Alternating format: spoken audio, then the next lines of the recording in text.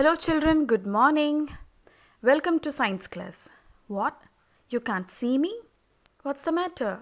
Everything is good. The signal strength is good. The video is running properly. What is it that's making me not visible to you? Or should I say, what is that thing which is missing here, which would otherwise make me visible to you? Yes, of course, it's nothing but light, children. Yes, it's because there was no light. Today, let us learn more about light, children. Okay? So, in our 7th class, we learned a lot about light, isn't it, children? If you recall, we learned about the perception of vision.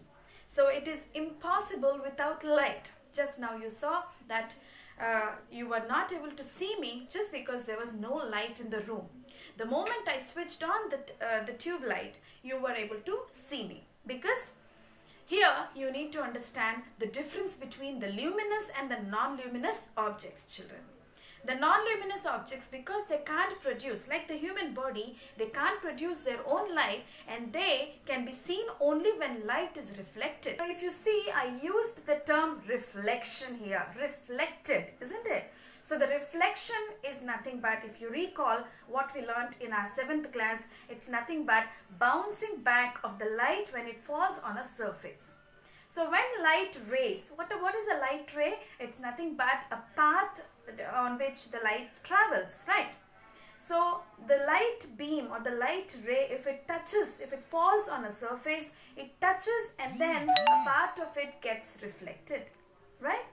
So that is what we are going to learn now, and I think in our 7th class we learnt about reflection in case of concave and convex mirrors, and now we will be learning about the reflection in case of plane mirrors in our 8th class. Comparatively, the light chapter here in 8th is comparatively easier than your 7th class, children. Okay, so today we'll be learning about the perception of vision, how different things are visible to us. We have this incredible gift of 5 senses: the sight, the hearing, the taste, the smell, and the touch, right? We see with our eyes, we hear with our ears, we smell with our nose, we taste with our tongue, and we feel with our touch, nothing but skin, right? So out of all these senses, every sense is equally important, but when we compare, the sense of sight is the most important sense. We perceive almost 80% of the world around us by using our sense of sight. That means by seeing different things around. So you can understand how important this sense of sight is. And just now you saw that if there is no light, you are unable to see anything. So when there is light, what is actually happening? When there is light, the beam of light, or nothing but the light rays, they enter our eyes, and then we are able to see that object. In fact, I must say the luminous object. But what if there's no light? How can we see the non-luminous objects? So let us recall the sun, the fluorescent bulbs, or the burning candles, they all generate their own light. So they are called as luminous objects, right? But there are objects which cannot generate their own light, like the table, the chair, the wall, or the stone, or the paper, right? So how are we able to see these things which cannot generate their own light? They are called as non-luminous objects, right? So let us now see how we are able to see the non-luminous objects. It's nothing but called as perception of vision, children. And it's all based on the phenomenon called reflection of light. You can see that because they can't generate their own light, they tend to reflect the light that is generated by something else, some other source, like that of a sun.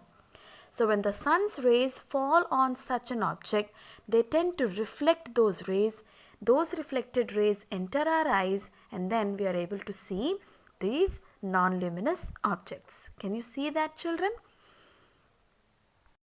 So this is how we are able to see all those non-luminous objects like the stones or the mountains, the grass, the sand, or all those things which cannot produce their own light. So even moon, it reflects the sun's light and it is visible, right, children? So moon is a non-luminous object. It cannot produce its own light. So how are we able to see moon? It's because of the reflection of sun's light. So as simple as that, children. Let's take an example. You enter a dark room with a torch light on. So you can see all those things coming under that light only will be visible to you, and the rest will be still dark. You can see even some small dust particles also visible to you because they scatter the light coming from the torch. So what happens here? The dust particles, they reflect the light that comes from the torch, and the reflected light enters our eyes. So the dust particle is visible. Did you get that now? Tomorrow we are going to learn about the laws of reflection, children.